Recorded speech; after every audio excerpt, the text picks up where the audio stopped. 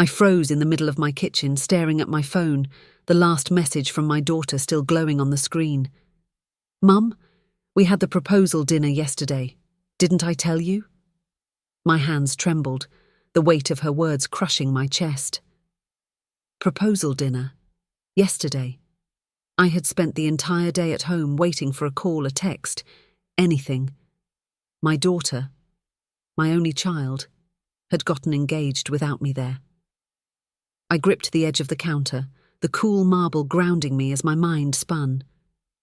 I could almost hear my late husband's voice whispering, "Don't let her take advantage of you, Evelyn." But I ignored it, just like I always did, because she was my daughter, my world. And then came the second hit. This morning I went to pay for groceries, the cashier smiling politely as she bagged my items. I slid my card into the machine, and it beeped. Declined. I laughed nervously, certain it was a glitch. I tried again. Declined. The people behind me shifted uncomfortably. The cashier looked at me with pity. I felt my face burn as I pulled out my phone to check my account.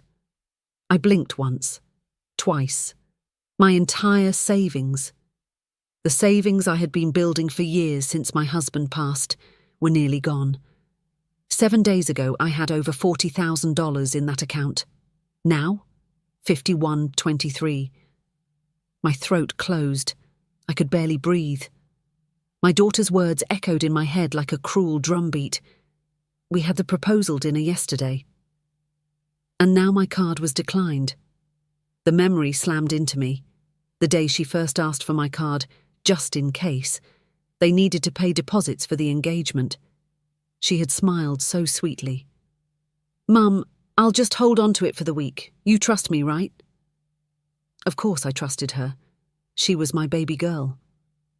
My heart raced as I scrolled through the bank app, line after line of charges, fancy restaurants, designer clothes, florists, event spaces, my name, my card, my money. My vision blurred, and for a moment I thought I might faint. I stumbled to the couch, my fingers gripping my phone so tight it might shatter. The final charge stopped my heart. 12,400, Golden Lily Banquet Hall.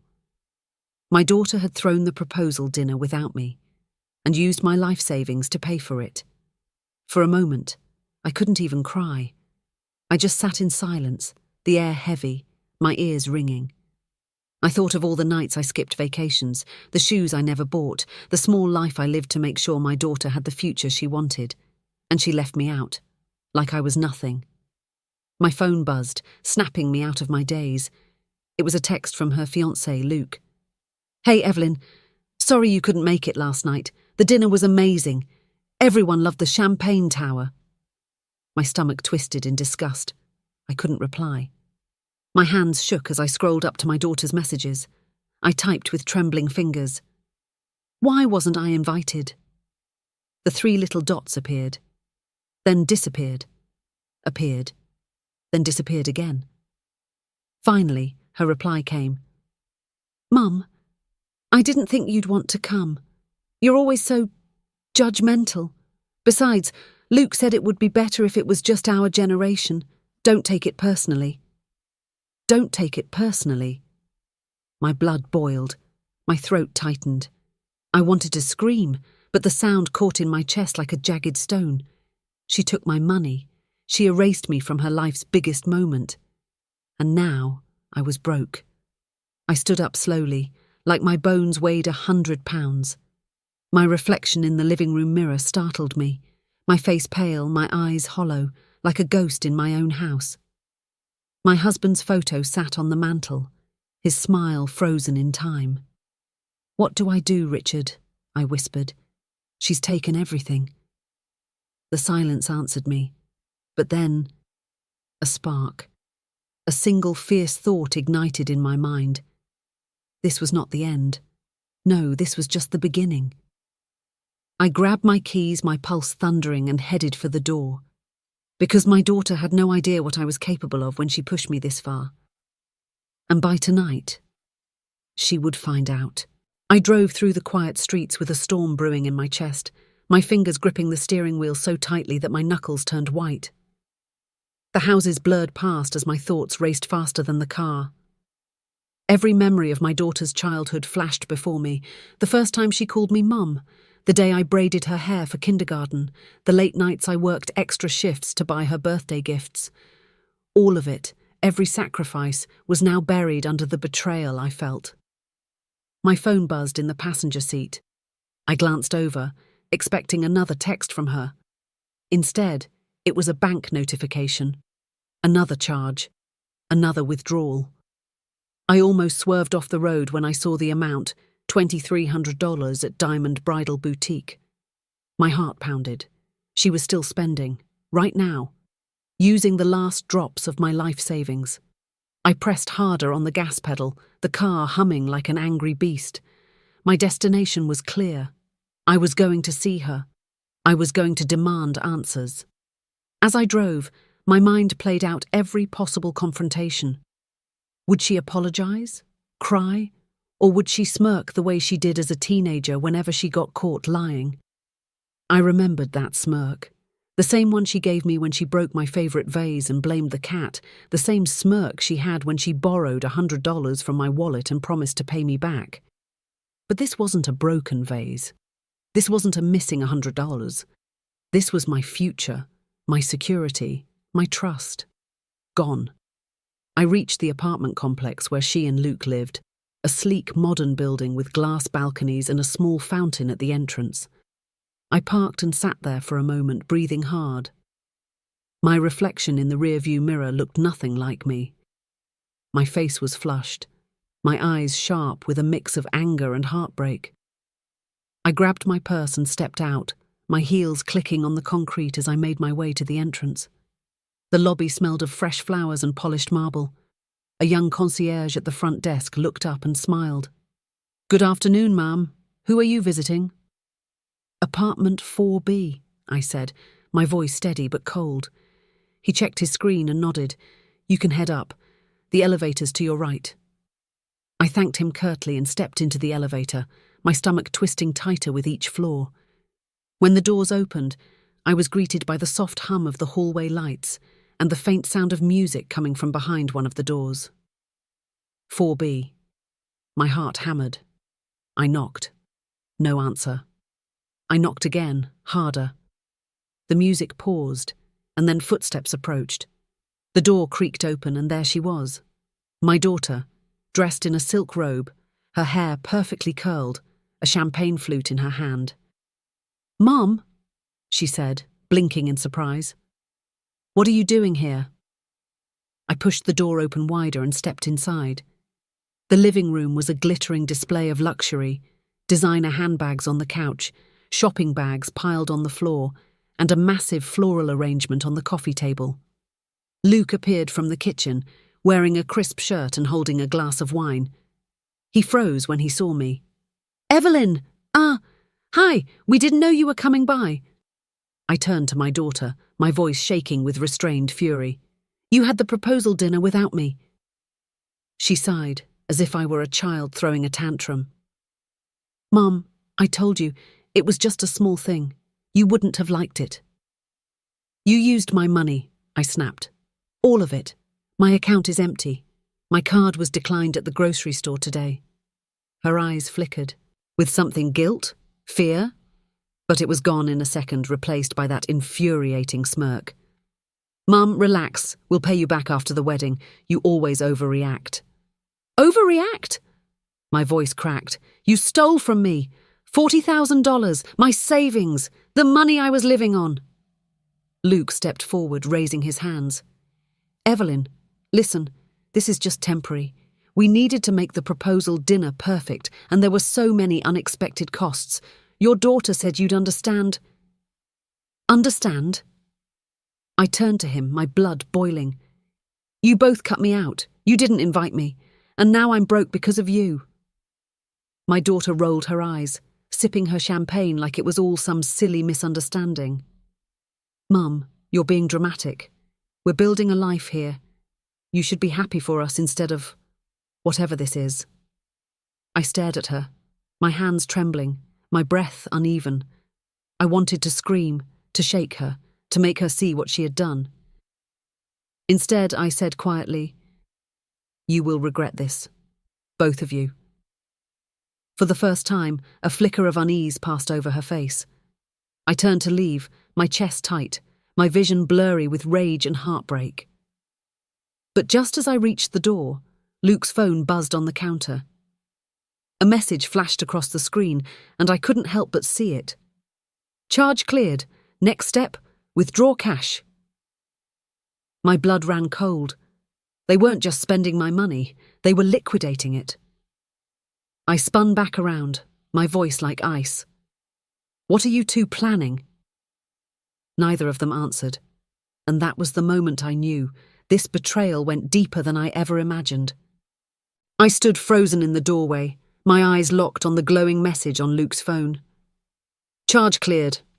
Next step, withdraw cash." My pulse thundered in my ears.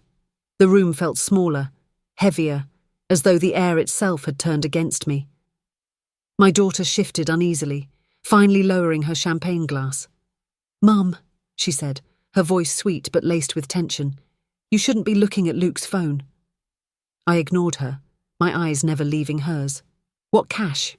What are you two planning?" Luke tried to laugh, but it came out brittle. "It's nothing, just a payment for some of the wedding deposits. You know how it is." "I know when someone is lying to my face," I said, stepping fully back into the apartment and closing the door behind me. "Tell me the truth, now." My daughter's mouth tightened, and I saw the same stubbornness she had as a little girl when she got caught sneaking cookies before dinner. But now, that stubbornness wasn't cute. It was dangerous. "Mum," she said slowly, "I think you're overreacting. Again. You always do this. You take everything so personally, like the world is out to get you." I felt my hands curl into fists. "You emptied my account. You threw a proposal dinner without me. And now there's talk of withdrawing cash from my funds, and you dare say I'm overreacting." Luke raised his hands, trying to play peacemaker. "Evelyn, let's all calm down. We didn't mean for any of this to hurt you. We just needed the money to get started. And honestly, we thought you'd support us." I cut him off. "Support you? I did support you. My entire life I supported her. Every penny I saved, every dream I set aside, it was all for my daughter. And now you've both stolen from me." My voice shook, louder now, echoing off the sleek walls of their expensive apartment. My daughter's expression hardened into something colder than I had ever seen. "Mum will pay you back, but this is our life now. Luke and I are moving forward. We can't have you hovering or trying to control things." The words sliced through me like glass. "Control?" I whispered. "You think I want control? I wanted to be part of your life. I wanted to share your joy. But instead, you left me behind like I was nothing." Silence filled the room, broken only by the faint hum of the refrigerator. I felt something inside me crack. Slowly, I turned toward the door. "If you do this," I said, my voice barely above a whisper, "there's no going back." My daughter didn't respond. Neither did Luke. I left, my footsteps echoing down the hall, each step heavier than the last. By the time I reached my car, tears were streaming down my face. I sat behind the wheel, gripping it so tightly my hands hurt. I had spent years building a life of sacrifice for her, thinking love and loyalty would be returned. Instead, I was alone in a parking lot, betrayed and broke. My phone buzzed again, a bank notification. My stomach twisted as I opened it. $7,500 cash withdrawal, ATM location, 5th and Main. My blood went cold. I could almost feel the ground shifting beneath me. This wasn't just reckless spending. This was deliberate. This was theft. And if they were withdrawing that much cash, they were doing something they didn't want traced. I started the car, my mind a blur of fear and fury. I drove toward the ATM location, heart pounding, scanning every street corner for their car. The city seemed different that night, darker, heavier. Every traffic light felt like an eternity. When I finally reached the corner of 5th and Main, I spotted Luke's car idling near the curb. I parked a few spots away, keeping my headlights off, and watched. There they were. My daughter and Luke standing by the ATM in the shadows, stuffing wads of cash into a sleek black duffel bag. My stomach turned. I wanted to run to them, to scream, to demand they stop. But something held me back. I stayed in the car, watching through the windshield as Luke glanced around nervously before zipping the bag shut. My daughter laughed softly, tossing her hair over her shoulder like this was all some thrilling game. And then, to my horror, another car pulled up. A dark SUV with tinted windows. A man stepped out, tall, wearing a hooded jacket. Luke handed him the bag. My daughter leaned casually against the ATM like this was normal. My heart nearly stopped. I fumbled for my phone, snapping a picture with trembling hands, trying to breathe quietly as I watched the exchange. The man opened the bag, nodded, and handed Luke a thick envelope. Luke flipped through it quickly before pocketing it. My mind spun with questions I didn't want answers to. Why were they giving away my money in cash? Who was this man? What had they dragged me into? As the SUV drove away, my daughter's voice suddenly rang out in the night. "We're set. He said next week we'll get the rest. Then we're free." Free. The word echoed in my skull. Free from what? Free from me? Free from the law? My grip on the steering wheel tightened.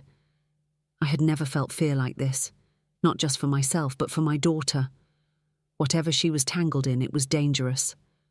And now, I realized with a jolt of dread, my money wasn't just gone. It was part of something that could destroy her. I reached for the ignition, ready to follow them, when headlights flared behind me. A sharp knock on my driver's side window made me jump. A police officer was standing there, flashlight aimed at my face. My heart lurched as he motioned for me to roll the window down. I did, my hand trembling. "Ma'am?" he said, his voice firm. "What are you doing here?" My throat went dry. I was just... I trailed off, my eyes darting toward my daughter, who had just noticed the police. Her face drained of colour. Luke grabbed her arm, pulling her toward their car. "Ma'am," the officer repeated, "I need to see some ID and hear a clear answer. Right now." The officer's flashlight was blinding, its harsh white beam slicing through the dark and catching every tremble in my hands. My throat felt dry, my heart hammering so loudly I thought he could hear it. "Ma'am," he said again, his tone sharper now. "ID. And tell me exactly what you're doing here." I fumbled for my wallet, my mind spinning. My daughter and Luke were already slipping into their car, their faces pale, their movements frantic. They knew what I was seeing. They knew I was putting the pieces together. I was just checking on my daughter, I managed to stammer, my voice barely steady. I handed the officer my ID. He studied it, his expression unreadable. "Checking on your daughter at 11 at night, in a dark parking lot, parked without lights, watching an ATM. His flashlight shifted to the other car as Luke started the engine. "Is that her?" I swallowed hard and nodded. Yes, that's my daughter. And her fiancé." The officer narrowed his eyes and motioned for Luke's car to stay put. Luke hesitated for a split second, then slowly rolled his window down. My daughter leaned across the passenger seat, her voice tight and sugary. "Officer, is there a problem?" "Maybe," he said flatly. "Mind telling me what you're doing here tonight?" Luke's jaw tightened. "We were withdrawing cash. For the wedding, that's all." My stomach twisted as I watched the officer's eyes flick to the ATM camera above us and then back to Luke. "A lot of cash for a wedding," he said. My daughter's fingers clutched the edge of the car door. I could tell she was seconds from snapping. "It's for deposits," she said quickly. "Our planner said cash is easier. You know, discounts." The officer's gaze hardened, and I could feel the tension thickening around us like fog. Behind him, the city was quiet. but in my chest, a storm raged. He took a step back, glancing between our cars. "All right," he said slowly. "I'm going to need both of you to stay here for a moment." He walked back toward his cruiser, likely running our plates, and I exhaled shakily, gripping the steering wheel to keep from trembling. Luke leaned out of his window and hissed, "Mum, why are you here?" My daughter's eyes were wide and furious. "You're going to ruin everything." "I'm going to ruin everything?" I hissed back, my voice rising before I could stop it. "You drained my savings. I watched you hand my money to some stranger in an SUV. What is going on?" My daughter flinched, her lips pressed together. Luke's face darkened. "You need to leave," he said sharply. "You don't understand what you've gotten yourself into." My pulse quickened. "Then explain it to me. Right now." My daughter's breathing was shallow, her hands shaking. For the first time since this nightmare began, I saw fear in her eyes. Not annoyance, not coldness. Fear. "Mum," she whispered, glancing toward the officer's car. We owe someone. It's complicated. If we didn't pay tonight, things would have gotten bad. Really bad." My stomach dropped. "What do you mean, bad?" Luke's knuckles were white on the steering wheel. "You need to leave before he comes back. We'll handle it. You don't want to get involved." But it was too late for that. I was already involved. The officer returned, his flashlight now lowered but his posture alert. "All right," he said. "Step out of the vehicles, all of you." My heart stuttered. My daughter and Luke hesitated, then slowly opened their doors. I stepped out too, the night air cool against my burning skin. "We received a call earlier tonight," the officer said, his voice even. "Suspicious cash withdrawals, possible money laundering in this area. You wouldn't happen to know anything about that, would you?" My daughter's lips parted, and for a moment I thought she might faint. Luke spoke first, his voice tight but calm. "We don't know anything about that. We're just moving some of our own money around for wedding expenses." "Your own money?" the officer asked, tilting his head toward me. "Or hers?" He gestured at me, and the weight of the question hit like a punch. My daughter's face turned crimson and Luke froze. "It's all family money," Luke finally muttered. "Shared." The officer didn't look convinced. He scribbled something on his notepad. "All right. Here's what's going to happen. You three are going to sit tight while I call this in. Don't move." He stepped back toward his car, speaking into his radio. My chest felt tight, like a rope was being pulled around my lungs. My daughter's whisper cut through the night like glass. "Mum, don't say anything." My voice trembled with a mix of anger and disbelief. "Do you even understand how serious this is? This isn't a game. You're dragging me into something criminal." Luke clenched his jaw, muttering under his breath. "If she talks, we're done." My daughter looked like she might cry, her bravado finally cracking. I wanted to grab her, shake her, scream at her for what she'd done. But before I could speak, the officer returned, his expression grim. "All right," he said, "we have a bigger problem. The man in the SUV you handed that bag to?" He held up his phone, showing an image from a traffic camera. My blood ran cold. "He's under investigation for organised fraud. And now your names are in the system with his." My daughter gasped, covering her mouth. Luke swore under his breath. The officer's voice hardened. "All of you, follow me to the station. We're going to sort this out, before it gets worse." My hands shook violently as I started my car, my daughter trembling in hers. And then my phone buzzed. A new message appeared, and when I read it, my heart nearly stopped. "Unknown number. Next time there won't be a warning. Don't involve the police again."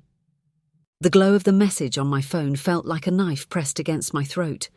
"Next time there won't be a warning. Don't involve the police again." My hands shook so hard I almost dropped the phone. I quickly locked the screen and glanced around, heart pounding, convinced someone was watching from the shadows. My daughter's car pulled behind mine as we slowly drove toward the station, the police cruiser leading the way. My headlights reflected her pale, terrified face in the rearview mirror. For a moment I saw the little girl she used to be, hiding behind me when thunderstorms rattled our windows. But now, I was the one shaking, and she was the storm. The streets were empty and dark, the rhythmic flash of the cruiser's lights painting everything in red and blue. My mind raced. If these people knew we'd gone to the police, if they were dangerous enough to send a threat this fast, what would they do next? My phone buzzed again. I nearly swerved from the jolt of panic. Another text. Unknown number. Delete the photos now. My hands gripped the wheel so tight I felt my nails dig into my skin. They knew I had taken a picture. Somehow, they knew everything. A cold shiver ran down my spine. We reached the police station, its bright fluorescent lights spilling into the night like a sanctuary. I parked in a numbered space, trying to steady my breathing. The officer motioned for us to follow him inside. The building smelled of coffee and cold air. The tiled floor echoed with every step as we were led to a small room with a long metal table and harsh overhead light. Sit, the officer instructed. We obeyed. My daughter kept her head down, her hands clasped tightly in her lap. Luke stared at the table, his jaw clenched, the muscles in his face twitching. The officer dropped a small stack of papers on the table and clicked his pen. All right, he said. I need to know exactly what happened tonight. If you cooperate, we might avoid this getting worse. My throat was dry. I opened my mouth to speak, but Luke shot me a warning glance. It was just wedding money, he said smoothly. We withdrew our own funds, gave a payment to a vendor, that's all. Nothing illegal. The officer arched an eyebrow. So the vendor is a man currently under investigation for multi-state wire fraud? Luke hesitated. I didn't know that. The officer's eyes slid to me. Ma'am, do you confirm his story? My mouth went dry. I could still feel the weight of that threatening text buzzing in my pocket. If I told the full truth, we could be in danger. But if I lied, I'd be protecting the people who stole everything from me. My daughter's hand slid across the table and gripped mine, trembling. Her voice cracked. Mum, please. My chest tightened. I felt like I was being crushed by two walls moving in from both sides, justice on one side, danger on the other.